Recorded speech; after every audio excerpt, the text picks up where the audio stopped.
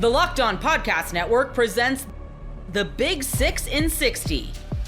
The 6 biggest national sports stories from the local experts of the Locked On Podcast Network.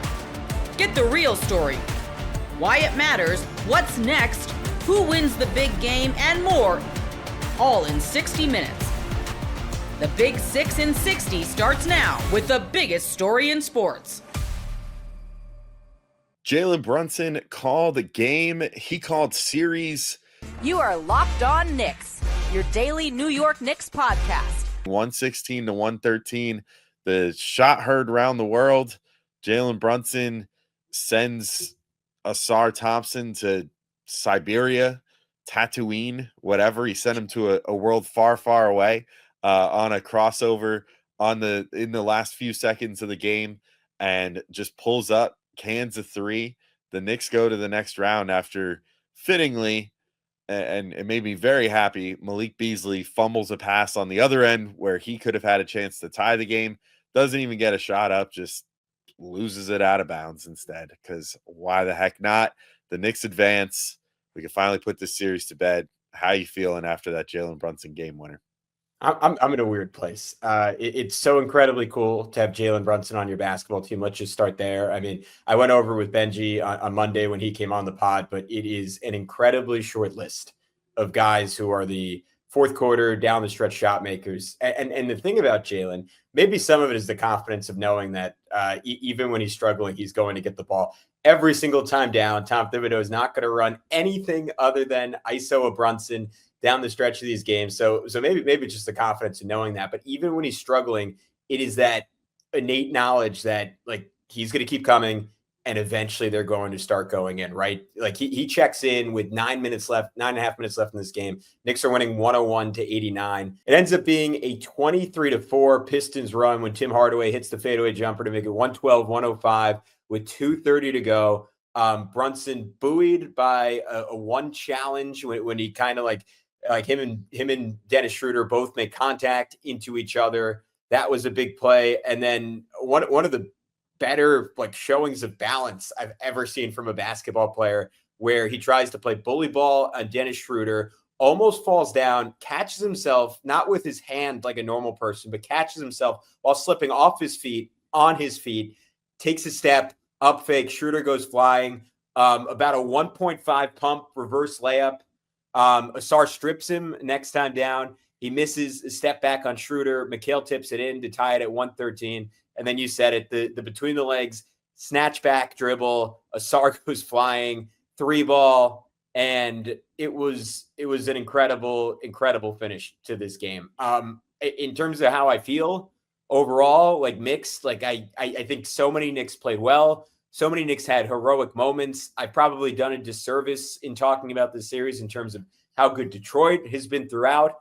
But I almost walk away from it's so weird because as many people on Twitter are pointing out, feels like an exact parallel in so many ways to the series with Philly last year, chance to close it in 5. You don't do it. You close it out on the road via a top of the key 3. But I don't feel at all similar to last year where I felt hopeful. I felt optimistic. I was just lauding the courage of this team. And coming out of this game, Alex, I feel like Jalen Brunson is extraordinary, but I can't necessarily say I love where the Knicks are at.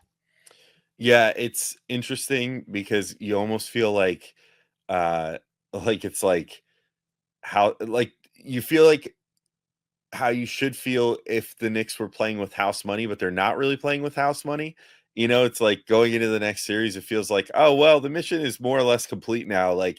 It just seems so unlikely that they're going to beat Boston, but we could table that for towards the end of the episode. For now, I'll just kind of live in the moment of, look,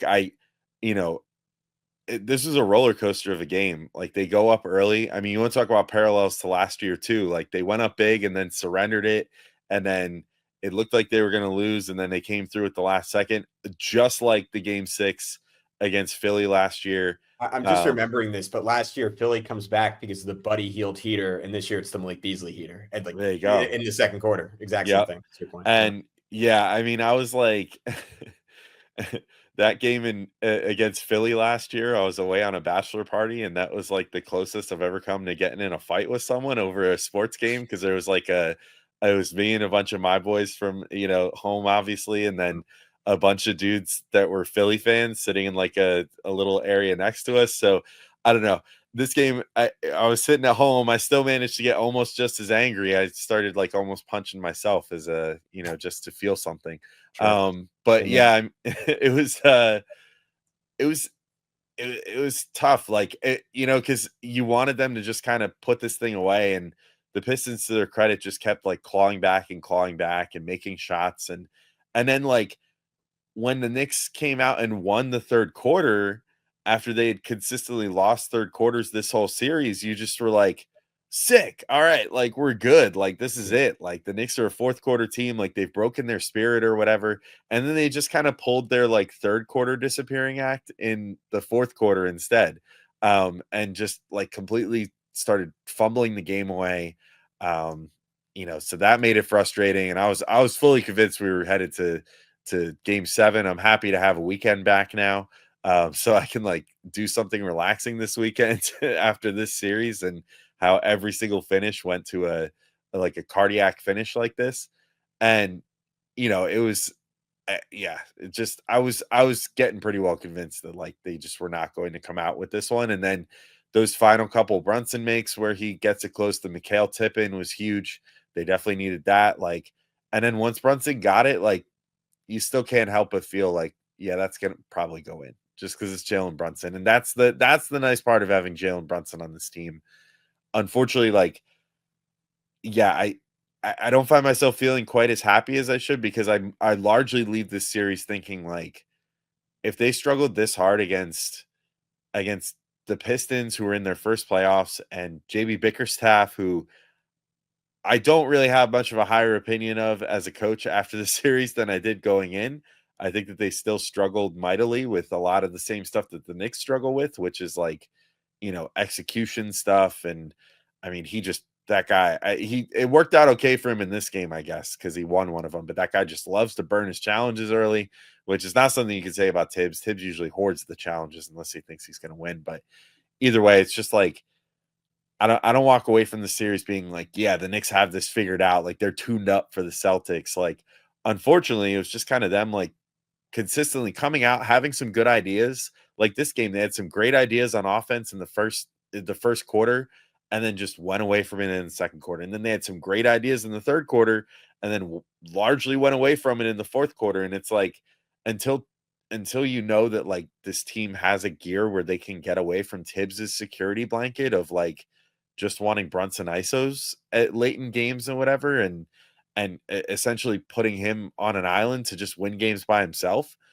it makes you not feel great about facing a team that is the defending champion, that played phenomenal this year, that it just handily destroyed the Knicks every time they played them this year in the regular season. Even it just doesn't inspire a ton of confidence coming out of the series. So it is kind of a weird feeling going from, a Brunson game winner that had me super hype in the moment to now, I don't know, when we're recording this a little over an hour later, feeling like a little more sobered up about the whole situation, honestly.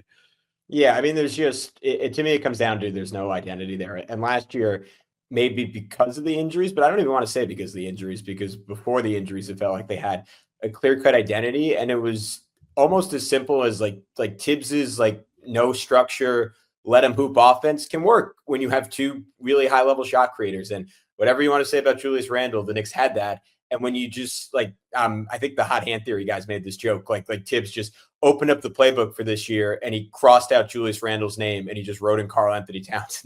Nothing else shifted, right? And that was like a lot of this game, a lot of this series with Cat, like the non-Brunson minutes, where it was like, all right, let's run through Cat. Like just kind of tried to use him like Julius Randle. And Karl-Anthony Towns is a lot of things Julius Randle isn't, but he's not the shot creator, Julius Randle. He's not comfortable just getting the ball.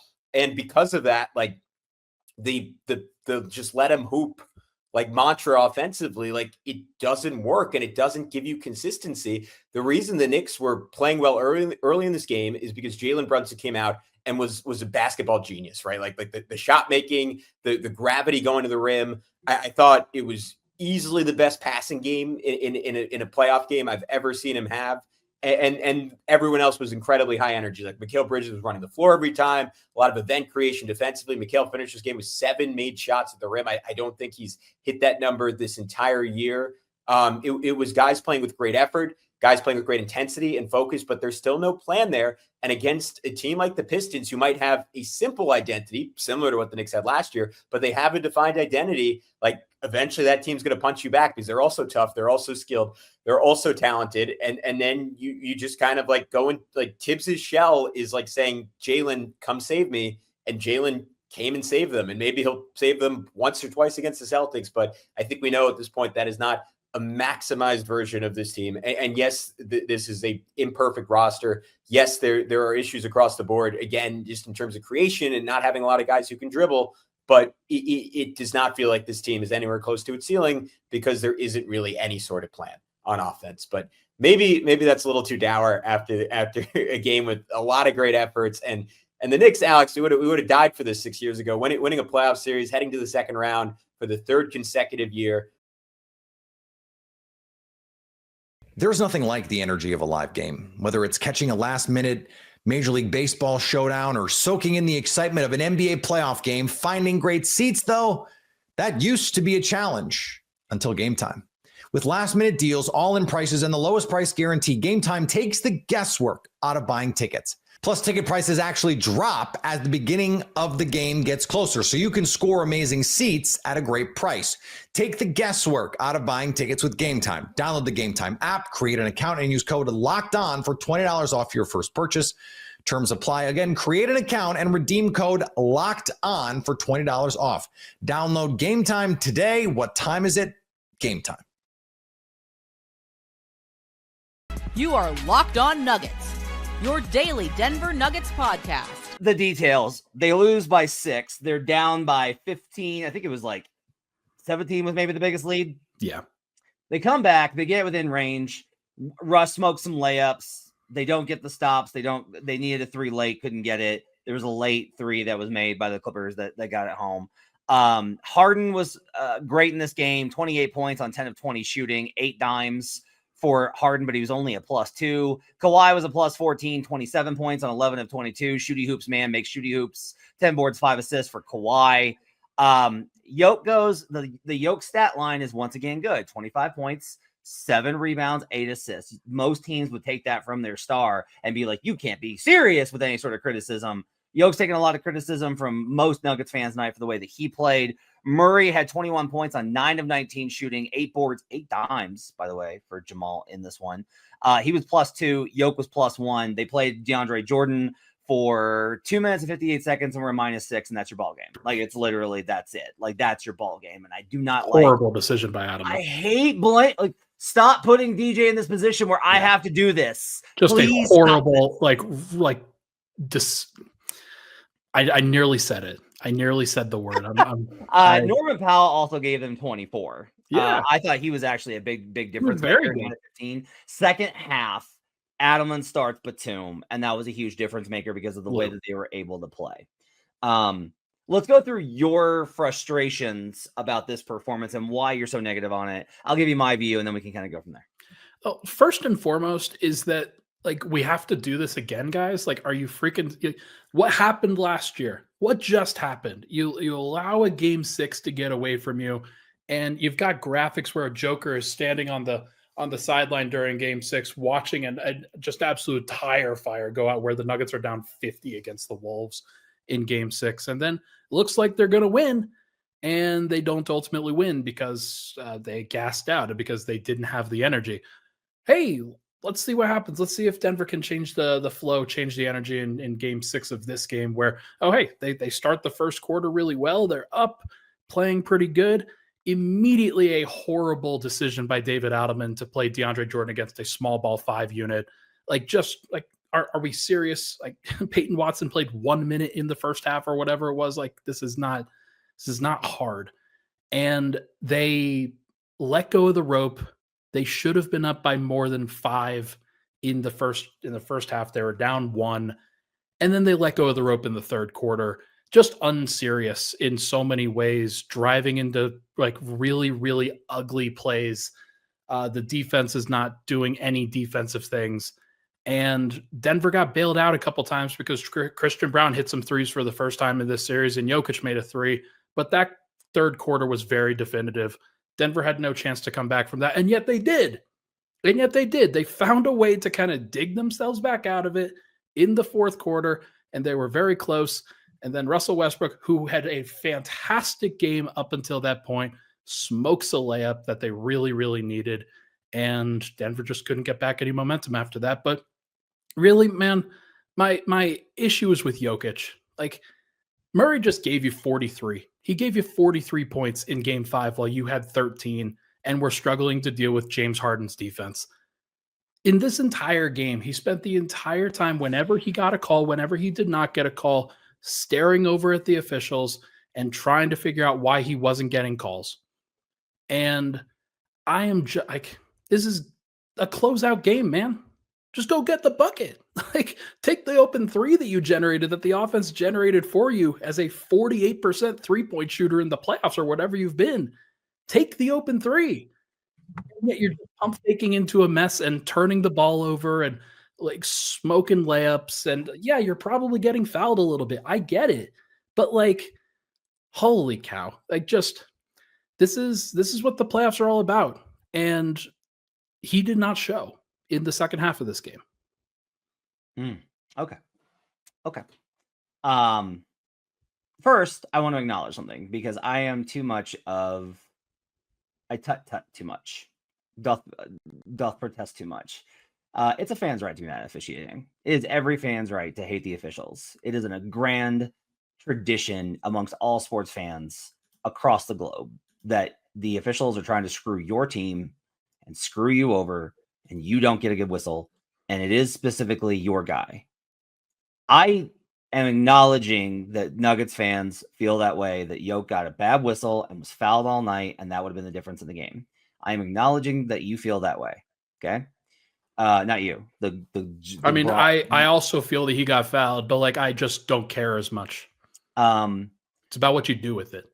I was chuckling listening to Dime Dropper on Locked On Clippers because he did the thing that I've said is the motto of all Locked On hosts, which is, look, I'm not a blame the officials guy, but it's every single I have listened to so much Locked On content during these playoffs, and I swear to you, every single show is the same. Look, I'm not a blame the refs guy, but and then there's not a lot to really analyze. Like, the whistle is the whistle, and if you had gotten a great whistle, maybe you win this game, but you didn't. And you have to win despite it. Like, you're not always going to get a good whistle. You're not always going to get I know the answer is like, well, we just want a fair one. You're not going to feel like anything's fair unless you get a good one. And that's just like how it's going to be.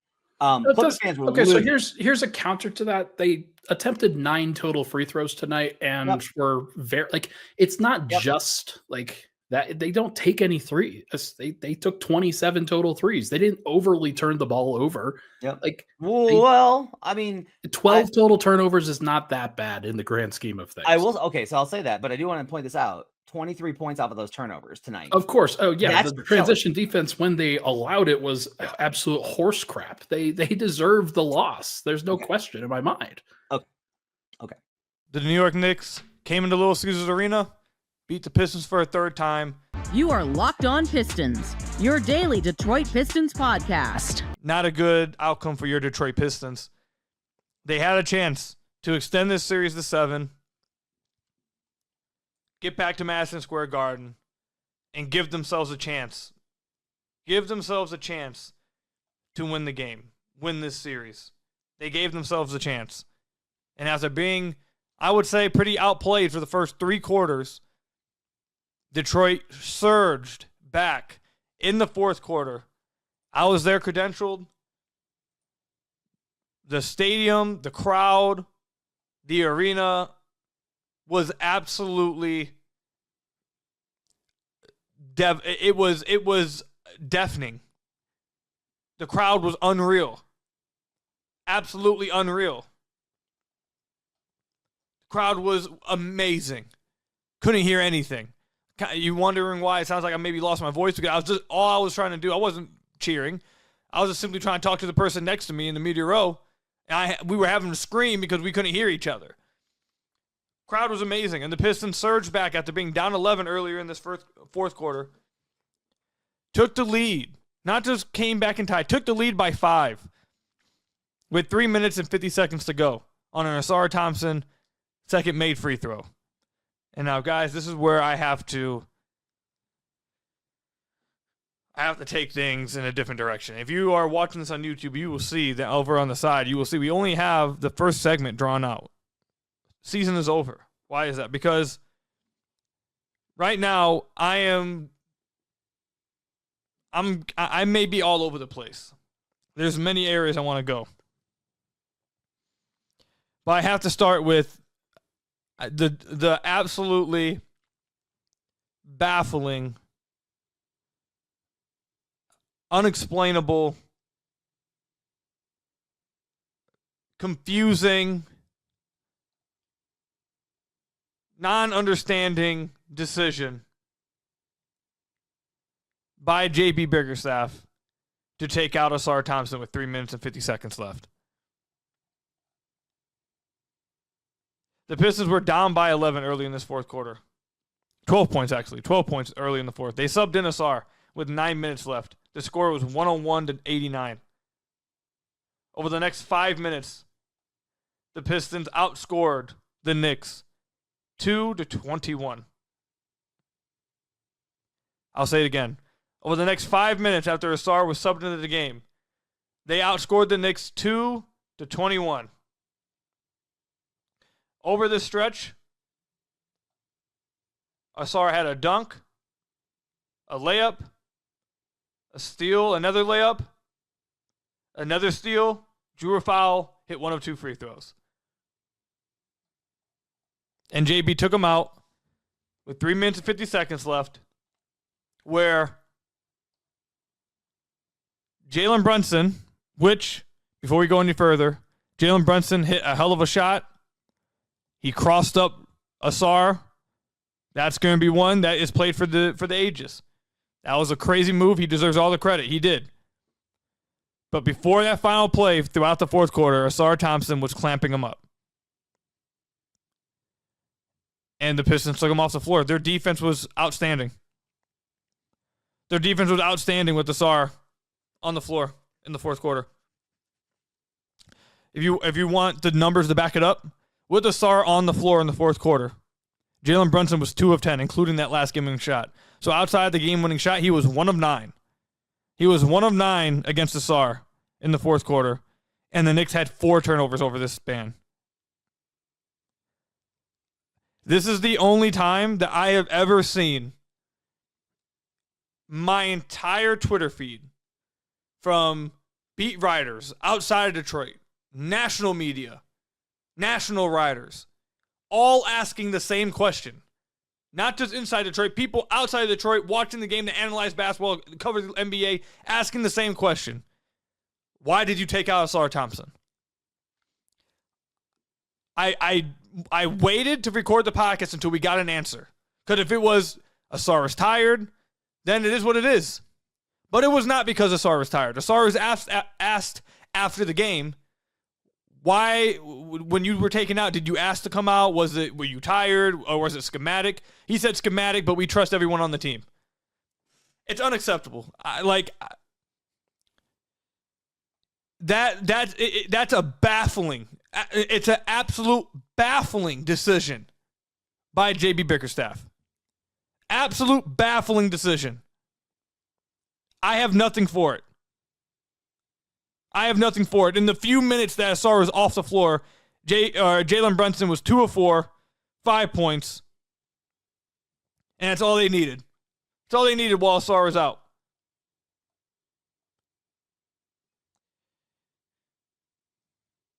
While Asar was out the game, before he came back into the game, Brunson scored immediately back-to-back. And one, and then a driving layup underneath. Because the guys guarding him are just too small. He overpowers them in the fourth quarter. They are good through quarter 1 to quarter 3 because they can pest full court.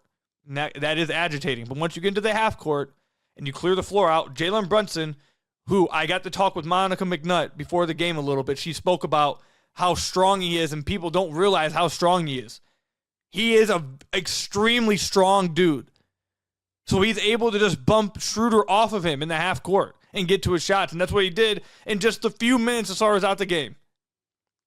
The Pistons went from being up 7 to up 2. Ausar comes back into the game, and we know what happens after that. The Pistons, once they got by 7, once they were already up, had all the momentum on their side. This should have been them closing out the game. They should have won this game by 7 points. Ausar Thompson, after being the best player, arguably the best player, second best player for the Pistons last game, follows it up with playing 22 minutes and 46 seconds in this game. The only player he played more minutes than was Paul Reed. He played less minutes than Tobias, than Duren, than Tim Hardaway Jr., who was 3 of 11, 1 of 6 from the field. He played 8 less minutes than Schroeder, who was 3 of 9, 1 of 4 from the field. And he played less than Malik Beasley, who was 6 of 13 from the field. Actually had a good game. All 13 of the shots were threes, 6 of 13 from deep. You finally got that game from Malik, 20 points. By the way, Malik played 9 less minutes than THJ, despite having 20 points and shooting 6 of 13 from deep. Ausar Thompson being your second best player last 2 games, having this level of impact, playing 22 minutes, and then being subbed out, and it being such a baffling decision that you have every single person that was watching the game asking, why was he taken out? Schematic reasons, I guess. It's a baffling decision from JB Bickerstaff. I can't understand why. I just can't. I truly just can't. I cannot understand why they did this. If they don't do that, the Pistons are going back to Madison Square Garden with the Game 7. They had all the momentum on their end. Ausar was playing great defense on Jalen Brunson. They couldn't score in the half court. He was clamping all of them up. And then for some reason, you take him out. Brunson immediately scores 6 points, gets going again. And then what happens. We'll talk about the rest of the series. We'll talk about the rest of the things that happened within this game coming back. But I'm not going to get loud. I'm not going to get emotional or anything like that, because I'm genuinely I'm confused. I can't comprehend why. Can't comprehend why this was the decision made. I truly feel like this decision lost the Pistons this series. Doesn't mean the other games didn't matter. Doesn't mean that the Pistons could have played better in the other games. It doesn't mean there's other reasons why they lost this game. But I truly believe that if they just simply kept him on the floor, we're going back to Madison Square Garden with a chance to win the game. And taking him off the floor removed all that chance. To end this segment, in just 22 minutes and 46 seconds of action, Ausar had 17 points, 6 rebounds, 3 steals, 2 blocks, and an assist. He only played 22 minutes, despite what he did last game, and despite Jalen Brunson going off for 40 points in this game and dominating every single other person that was guarding him. Dominated, and despite him being 2 of 10 against Ausar in the fourth quarter, Ausar only played 22 minutes. Did you know your Fire TV is also an Xbox? Turn any TV into your gaming and entertainment hub with Fire TV Stick 4K devices. No console required. Just grab your paired controller, subscribe or sign in to Xbox Game Pass Ultimate with EA Play included, and you're ready to play. Dive into hundreds of premium titles from EA Sports College Football 25 to Call of Duty Black Ops 6 and Avowed as easily as you stream your favorite shows. It's gaming made simple, and it's all on your Fire TV. And with 4K streaming, watch more than 1.5 million movies and TV episodes from your favorite subscribed services like Netflix, Prime Video, Disney Plus, Max, and more. Head to Amazon.com/FireTV Locked On to get started. XPass Game Pass Ultimate subscription and compatible controller is required. Available on select devices, including Fire TV Stick 4K 2nd Gen, Fire TV Stick 4K Max 1st and 2nd Gen, and Fire TV Cube 3rd Gen. Michigan State, you already know the news by now. They fire Alan Haller. You are Locked On Spartans, your daily podcast on the Michigan State Spartans, part of the Locked On Podcast Network, your team every day. Michigan State saying, hey, you know what? Thanks for the memories. Good times. Good luck. And thanks for what you've done here. And I guess I kind of get it. You know, like I've said during the instant reaction show, Justin, that he was a solid select director. Not great. I don't think it was horrible. Look, I mean, in the past era, I would say he was very good, actually. Like women's soccer doing great, gymnastics doing great, hockey doing great. You navigated the Jonathan Smith hiring well, but this is not that era anymore. This is the NIL era. This is the revenue era where you need your top sports performing at its absolute best. You need the donors all on board. So, look, I'm kind of mirroring what President Kevin Guskowitz said. I screw his name up every time. Thanks for all you did. It's time for the next step up. Justin, is that the read you have on it, too? Did I say anything outlandish there? Do you heavily disagree with anything, or what's your whole take on dismissing Alan Haller? Yeah, I'm pivoting hard here because I thought when you said talking about the big news, I thought we were going to talk about Amazon's earnings report. So now you kind of got me here in a surprise bind. Sorry, caught you off guard again. Piecing together my thoughts, I would say definitely that's exactly the case. As I've kind of described him the entire time he's been here, I would say highly competent, but not cutting edge. Sure. And I think at the end of the day, I don't necessarily agree with some of the narratives out there that, oh, now that Haller's gone, I think now they can just turn on the money faucets, and I think Michigan State is magically going to be recruiting at a higher level and all these things. Okay. I think there's a danger that people are deluding themselves a little too much here and just thinking that, oh, problem solved, like this is it, Michigan State's back.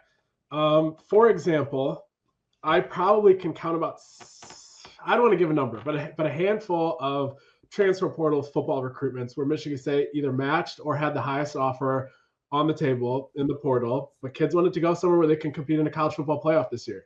So there are definitely ways that Michigan State can be probably better run in terms of a fundraising standpoint, and I would expect them to be better run with the next AD. Alan Haller, from kind of everything I've been told, he was an introvert. And he wasn't a bad guy or anything of that nature, but he just wasn't kind of, I guess, built to kind of just seek money and kind of be a salesman. Sure.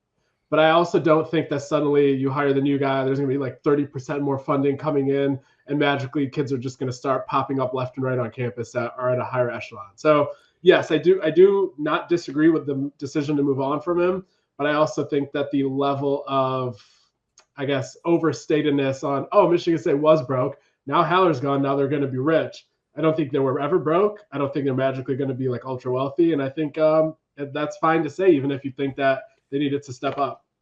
Yeah, and I also said this too, that depending on who you talk to, like the donor relationship with Alan Haller was or wasn't all there. Certainly people I've talked to said, no, it wasn't there. But let's not make a mistake here. Like, there's never going to be an athletic director that has 100% approval rating from all donors. Like, can it take a few steps up? Sure, it absolutely can. But man, when like the people throwing the money around are the only ones making the decisions, like surely that's never backfired anywhere in the nation. But it's just, look, a problem that Michigan State has with the rest of the nation. But yeah, hopefully, just like you said, I mean, maybe not as salesy as you want your athletic director to be. Again, I feel bad, like kind of raking him over the coals because largely a nice guy, just like you said. He was competent, a former Spartan football player, but it is an ever-changing landscape, and we just need to be a little bit more aggressive here. So along with that, though, I mean, it might be pretty obvious that it is the NIL. Obviously, you know, fans aren't happy with the lack of renovations done in Spartan Stadium, to which I would just maintain the best renovation you could possibly have is just winning some football games on the field. But I digress. A lot of people are up in arms about Spartan Stadium. I also said, too, the optics of what has happened ever since the Central Michigan stunt has happened, like why we're even still playing the Chippewas in any sport, let alone having the future matchups in football still in the calendar, is beyond me. The dust up against Michigan, where he defiantly says we are going to fight for the guys that were hurt during this kerfuffle, and then the Big Ten says, we ain't doing anything. And then he says, oh, okay, cool. Like, that might all be optically. I doubt that is actually a big reason they moved on here. But of all the reasons, like, what do you think was the biggest downfall here for Alan here? Yeah, I think that Michigan State is pretty much let's say like a top 19 program in the country athletically. Okay. I think the floor, because of that, will always be relatively high. You can mess up a hire here and there. But I think at the end of the day, it's essentially on autopilot to a level of competency to kind of just solidly being there in the college football landscape. Mm-hmm. So I think now what probably President Kevin Guskowitz is thinking, and what some of the donors were thinking, is Haller going to be the guy that can really help Michigan State reach its ceiling? Because the floor, like I said, kind of on autopilot. And I think at that point, that's where the answer was no. So I think his undoing was kind of that they don't think that he's I'll take Michigan State to its ceiling AD. Mm-hmm. He's just, I'll make sure everything is steady at Michigan State and will be respected, but probably not dominating. And I think if you need to specifically tie that to anything, I think it was kind of, as we talked about before, like it wasn't the fundraising type of forward-thinking, cutting-edge AD. And I don't know how many of those are out there. I don't know how tangible of an upgrade the next guy will be, but I also don't mind them thinking that they can go ahead and upgrade and then now going ahead and trying that. Because like you said, the donor relations were kind of like the main thing that's been mentioned to me, but it wasn't that they were strained or that they didn't like the guy. It was just that more so that the guys that were donating were the ones that are like all the way at the top of the food chain, like your Greg Williams, your Bob Scandalaris, your Steve St. Andres of the world. Guys, that it doesn't really matter who the AD is. The coaches are going right to him and saying, guys, I got to get 500,000, 1 million for this portal class and this and that. And that's fine. I don't know how much that'll go up with the new AD, but it's like the guys in the second and third tiers, the guys that maybe don't feel like the perks are there for if they were to donate, or maybe like a new system to kind of intertwine like NIL donations with like Spartan loyalty points, things of that nature. So there's those kind of systems that maybe we're not firing on all cylinders. But I also, like I said, like I don't think like suddenly Michigan State's going to be bringing in double the money, because the big money donors, if Izzo's calling them and saying, hey, I want $1 million for like Darius Adams or something, they're doing it regardless of who the AD is. So again, like I don't think it raises the expected cash flow a ton. But if you can win on the margins and maybe get some of the second and third level guys going, I think that'll help. And I think that's the goal here. There's nothing like the energy of a live game, whether it's catching a last-minute Major League Baseball showdown or soaking in the excitement of an NBA playoff game. Finding great seats, though, that used to be a challenge until Game Time. With last-minute deals, all-in prices, and the lowest price guarantee, Game Time takes the guesswork out of buying tickets. Plus, ticket prices actually drop as the beginning of the game gets closer, so you can score amazing seats at a great price. Take the guesswork out of buying tickets with Game Time. Download the Game Time app, create an account, and use code LOCKEDON for $20 off your first purchase. Terms apply. Again, create an account and redeem code LOCKEDON for $20 off. Download Game Time today. What time is it? Game Time. You are Locked On USC, your daily podcast on the USC Trophy. The last 5-star left tackle that committed to USC. USC's been close, recently. They came in second place for Josh Connolly up there, ended up in the Pacific Northwest. And they were in the running for others. They almost got Francis Mauigoa, who went to Miami. However, Kenai Pepe is the biggest name by far, without a doubt, that Lincoln Riley has signed since he took over the USC football program. Yeah, it finally happened. I've been hinting about it. We've been talking about it on this show forever. The big offensive tackle is he's the nation's 44th overall prospect, according to On3. He has he's the number 5 offensive tackle in the entire country. That's how good he is. You should already know by now that Kenai is the younger cousin / brother of defensive tackle Kobe Pepe at USC. They're cousins. They call each other brothers. You guys can fight about it. But yeah, by far, it's not even a question. The biggest name from the group that's committed to USC so far, Kenai Pepe. IMG Academy. So he's joining in. He's joining the class, and it already includes 4-star Isun Tafa. You've got 3-star from Northern California, Vlad Diakonov. You've got Kanan Smith from Colorado. You've got John Fafita, as well as Chase Dinas. So yeah, USC's offensive line room got some good size. All those dudes are massive, but Kenai, he's the biggest, without a doubt. And he was one of the most sought-after offensive tackles in the entire recruiting process throughout the country. Originally from Southern California, he's been getting developed at IMG Academy in Florida. He's coming home. And don't forget, like I said, USC is recruiting like a boss right now. The Trojans are chasing other, elite offensive tackles. Kevin Obit from Idaho's out there. You got Malachi Lee from Hawaii. Told you on yesterday's episode. USC's coaching staff is going to make their way out to Hawaii sometime this weekend, and they're all going to descend on Malachi's house. All of them. They're going to gang recruit him, and they're going to do the same thing to Talanoa Ely, who's also over in Hawaii now with both of his parents. So I'm going to go ahead right now and throw in my crystal ball predictions into the pool. Just throwing them straight in the deep end. You got Kenai Pepe. That was the one they really, really, really wanted. 3 times for emphasis. Well, they also want Malachi and Kelvin. I'm telling you right now, Zach Hansen's going to get both of those guys. Not going to be surprised. Don't be shocked. It's going to happen. Back to Pepe, though. He's not the first 5-star that USC has landed. He's not going to be the last. However, when it comes to the physical size, as well as the importance of the position that he plays, then I would say without a doubt, this is USC's biggest recruiting win at that position since, I don't know, I want to go back to Austin Jackson. And he turned into a first-round draft pick for USC, went to Miami. He's got a pretty solid career so far.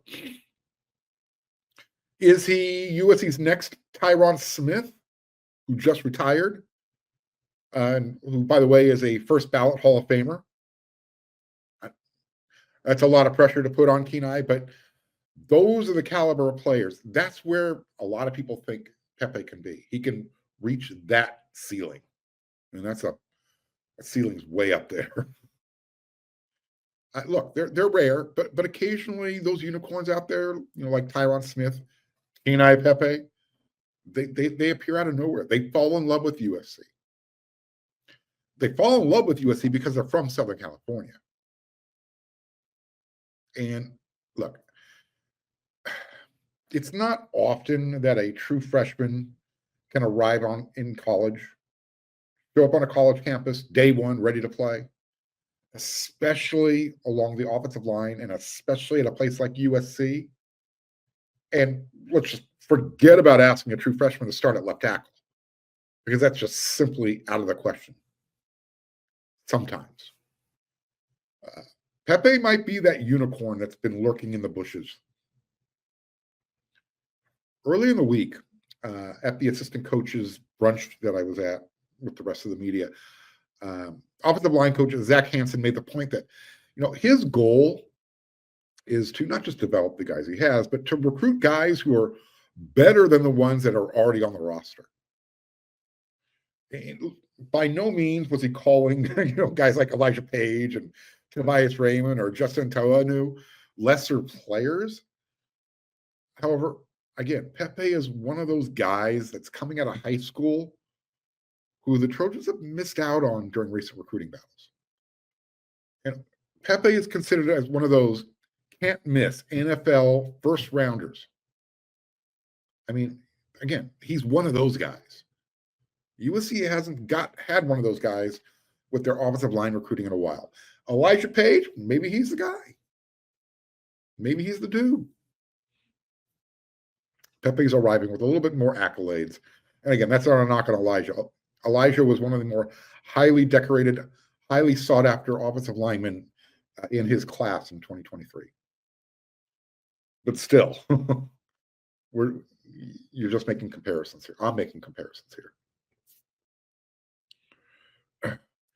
And even so, they got Kenai. The day before, we talked about the wide receiver, Roderick Tezion from Opelousas, Louisiana. I love saying the word Opie. USC's not done. If you're watching this episode on Friday to end the week, they're getting one more. I'm not sure what time on Friday, or again, when you're watching this episode of Locked On USC. Should be watching this episode of Locked On USC, your first listen, your first watch every day. But just in case, USC's number 1 rated recruiting class. Yeah, they're getting another elite player to close out the week. The only hint I'm going to offer is the name. You'll recognize the name because I've been mentioning a group of 10 to 12 players during this week of guys who could commit next. The list that our good friend Scott Schrader over there at wearesc.com compiled. Well, that list is down to 10 names. Okay, so out of that 10, you're going to see your commitment on Friday. I'll tell you what, the more I think about it, the more I wrap my head around this, I think that's the rest of USC's recruiting class. Those names. With one caveat. There might be one guy that I have not mentioned yet. And I know some of you sent me a comment saying, hey, Mark, how come Brandon Arrington?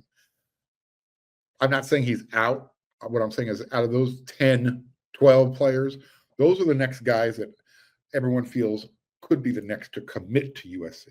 I think Brandon's a little bit further down the line. That's all. So stop stressing on that. But the next, there is a commit out there who could very well end up in this class. And the name doesn't get mentioned very often. I don't think I brought it up once, but I'm going to bring it up now. He's a wide receiver. His name is Luke Weaver, 6'3", 195 pounds. He's from Southern California. Lincoln Riley offered Sherman Oaks on 300 receiver Luke Weaver back on April 24th, a week ago. All of a sudden, USC's the team to beat for him. When you look at his, evaluations across the different networks, whether it's Locked On or Rivals or 247 or ESPN, on 3, ironically, he has him rated the highest as a 4-star. They think he's the number 27th best receiver in the country, and he's actually a top 200 overall prospect. So they have him as a 4-star. Last year as a junior, he had 53 catches, 1,024 yards, 10 touchdowns. That's not bad. The other programs USC is fighting for, against, I guess, to get Mr. Weaver's commitment. You got Minnesota, you got Washington, you got UCLA. And he already actually has official visits set up for those schools. But he's been on USC's campus a few times. He's familiar. If you see him set up an official visit, lock it in. He'll end up being a Trojan. But before I get out of this segment, obviously Kenai Pepe, the big news. USC got that 5-star offensive tackle, left tackle of the future, the guy who's going to be protecting either Jonas Williams or Husan Longstreet or Ryder Lyons. USC's got, as Coach Henny said during the brunch, we got champagne problems at USC right now, aka rich people problems. But here's another name. If USC needs to go into the transfer portal, okay, put this name on the back burner. Just remember the name. I had a source close to the situation reach out to me recently to let me know that the USC coaching staff has shown some interest in, his name is Aiden Meeks, and he jumped into the transfer portal. He was with Texas Tech this past season. He's a wide receiver. I'm going to call him an athlete because he also plays on special teams. He can return kicks. He can return punts. 6 foot, 185 pounds. So I'll say this again. If USC needs to find a wide receiver out of the transfer portal for whatever reason, they got a space. It's not because somebody left. They have space. This guy might be someone that can play the slot at USC, play special teams. I saw his film. It's good. I mean, the young man runs a 4.340. We call that around here fast.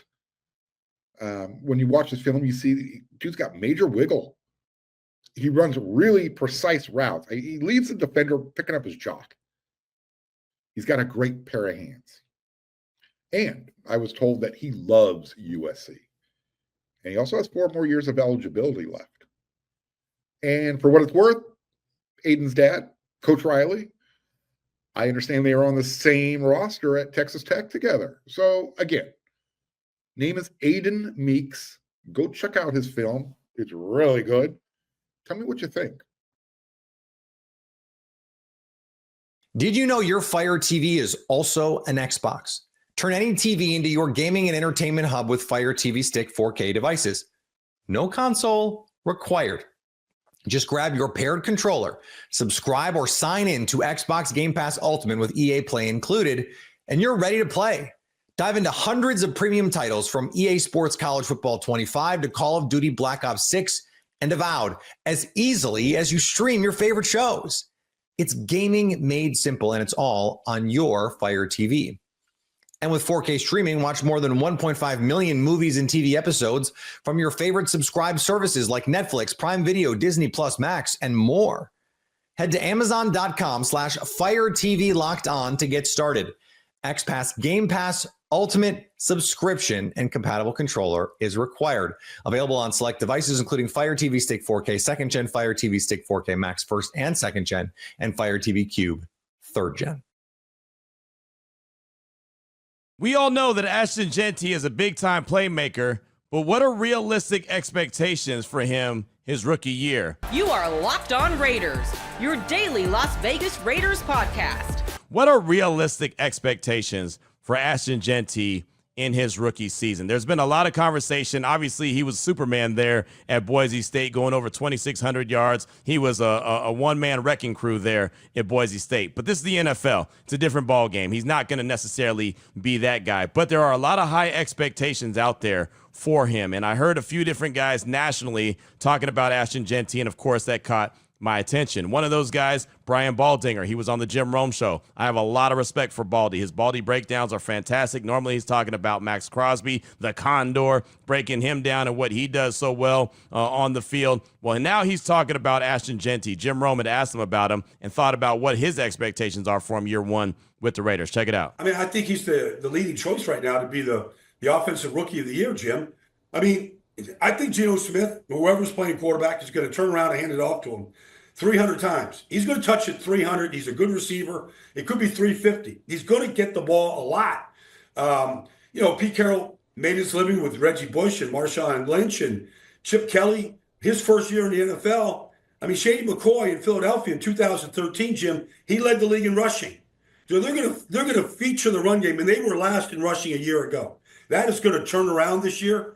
I think he is going to be a big part of what I believe is going to be a Raider turnaround in Las Vegas. So Baldy right there says 300 to 350 touches, offensive rookie of the year. My good friend John McClain has been covering the NFL for a long time. He joins my radio show each and every Tuesday. The first thing he said on Tuesday when he joined the show was the Raiders have the offensive rookie of the year in Ashton Jeanty. So there's a lot of high expectations where people believe he's going to be the offensive rookie of the year. Brian Baldinger talking about 300 to 350 touches his rookie year. That is obviously a combination of carries and receiving the ball in the backfield, which he didn't do a lot in 2024, but the year before he was able to do quite a bit, and I think that that's an underrated part of his game.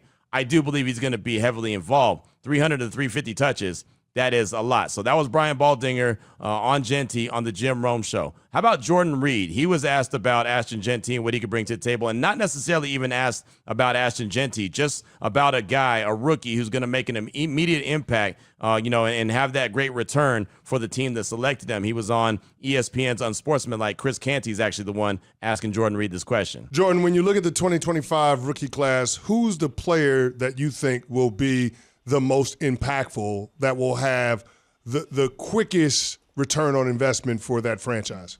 Well, I think the obvious one is Ashton Jeanty. Well, with the Las Vegas Raiders, he enters into an offense that doesn't have a clear option at running back. So he's going to be one of their better playmakers, along with Brock Bowers. We know Pete Carroll likes to run the football. That's what he wants to do. I think he saw a modern-day version of Marshawn Lynch in Jeanty, and I think that's why they were so adamant about picking him at number 6 overall. So Ashton Genty definitely is one I can see translating right away. So you hear Jordan Reed default to Ashton Genty. No clear running back outside of Genty with the Raiders. Carroll likes to run the ball, called him the modern-day Marshawn Lynch. So what do we believe are realistic expectations? And so I was wondering, as I was thinking about, touches and yards and touchdowns, I started to think like, okay, so what about what Josh Jacobs did as a rookie? And then I thought about, forget Josh Jacobs as a rookie. How about just his whole career, what he's done so far? So I went back and pulled the numbers. 2019, his rookie year, he had 242 carries, ran for 1,150 yards, had 7 touchdowns. That was in 13 games. And remember, all this is going to be based off of health.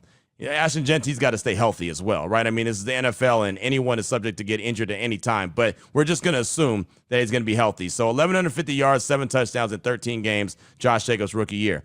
2020, he upped his carries, 273 yards, but his yards went down to 1,065, but he had 12 touchdowns. That was in 15 games. So his yardage goes down, has more carries. 2021, 217 carries, 872 yards, 9 touchdowns. That's in 15 games. Didn't even hit 1,000 yards. That was the year that the Raiders made the playoffs somehow, some way. Gruden had got fired. Bisaccia takes over as the interim head coach, and somehow, some way, they find themselves in the playoffs, and then they had a first-round exit to the Cincinnati Bengals. But less than 1,000 yards in 2021 for Jacobs on 217 carries. Then he comes back in 2022, 340 carries. None of this is talking about receptions. 1,653 yards and 12 touchdowns in 17 games. That was the year he led the league in rushing. That was the year that he was told they weren't picking up his 5th-year option, and he was in a contract year, and he went and balled out. The next year, 2023, 233 carries, so it goes down more than 100 carries, 805 yards, 6 touchdowns in only 13 games. So played in 4 less games the following year. And then obviously he was out of there going to Green Bay as a free agent. So last year, 2024, he's back up to 301 carries, 1,329 yards, 15 touchdowns, and again, played in 17 games. So twice in Josh Jacobs' career so far, he's played the full amount of games. 17 games in 2022, 17 in 2024. And then the other seasons when there was only 16 games, he got the 13 games or 15 games. And then in 2023, only 13 games. That's when Zamir White had that, 4-game breakout where you thought, okay, man, this guy may be able to take the role of Josh Jacobs, and clearly that wasn't possible in 2024. So what does any of that mean when it comes to Ashton Genty? I just wanted to kind of get a ballpark figure of how much he was used. So I'm looking at and thinking about that 300 number that Baldy had mentioned. I don't think that Genty quite gets to 300 carries this rookie year. I kind of put him around 275. I think that would be reasonable. I also realize that the Raiders have more weapons, right? They have a Brock Bowers. They have a Jacoby Myers. They have a Big Mike who I think is going to play a role. They have Thornton who I think is going to, catch some touchdown passes and stretch the field a little bit. They've got other guys that they can get the rock to. And then even near the end zone, they still have Raheem Mostert, who is, a guy that's really good at getting into the end zone on the short yardage. So I think that there's going to be a few elements in play. I don't think that they're going to hit him for 300 carries his rookie year. Remember, he had 750 carries at Boise State, so he's already got a lot of carries on him. Not that they're going to go in and try to put a governor on him. I just don't see him being that guy that's going to carry the rock that much. They got a competent quarterback in Geno Smith, so I think they're going to let him cook a little bit as well. And even if he carries the rock 275 times, I definitely believe that his presence is still going to be felt. With that being said, I think that 275 carries could still get him around 1,300 yards. And you remember it used to be 1,000 yards was kind of like, hey, if you're a running back, you got to get to 1,000 yards. You had a really good season. It's not really the standard anymore, especially now that there's 17 games, right? I like to see Genty around 1,300 yards. Like, I honestly would like to see him around 1,700 yards, which means he's getting about 100 yards per game. But I know there's going to be a game or two that he's not going to get that, right? I mean, it just happens. That's the nature of the beast when it comes to the NFL. But I think 1,300, around 1,300 yards is reasonable. Again, I don't want to set the bar too high. I don't want to act like all of a sudden they're going to go from being the worst rushing team in the league to the best. 1,300 yards would have had him around 7th, would have had him right behind Josh Jacobs last year across the league. Josh Jacobs had, I think, 1,302, and then there was a running back that had 1,299. So that would have put him about 7th in the league. I think that that's fair, especially as a rookie. I think 275, 1,300 yards and double digits touchdowns is something that you can expect. The thing about Genty that I think is going to really help him is where Josh Jacobs didn't hit a bunch of home runs. Genty has the chance to be a home run hitter.